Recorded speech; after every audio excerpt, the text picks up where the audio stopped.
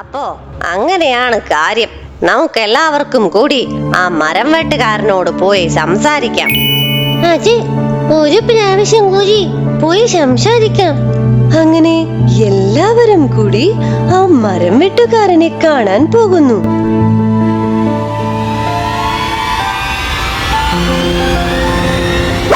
നിങ്ങൾ ഇങ്ങനെ മരങ്ങളൊക്കെ വെട്ടി മുറിച്ചാൽ ഞങ്ങൾ എവിടെ താമസിക്കും?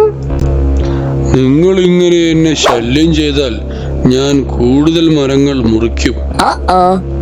അയ്യോ വേണ്ട, ഞങ്ങൾ പോയേക്കാം. ഇതിൽ വളരെ ദുഃഖിതരായി അവർ മടങ്ങുന്നു. കുറച്ച് ദിവസങ്ങൾക്ക് ശേഷം അയ്യോ, അയ്യോ, ആരോ അപകടത്തിലാണെന്ന് തോന്നുന്നല്ലോ. വേഗം പോയി എന്താണെന്ന് നോക്കാം. അയ്യോ, ആ മരം വെട്ടുകാരനല്ലേ അത്? എന്നെ രക്ഷിക്കൂ. ഞാൻ പോയി എല്ലാവരെയും വിളിച്ചു കൊണ്ടുവരാം. നിങ്ങൾ ഭയപ്പെടേണ്ട.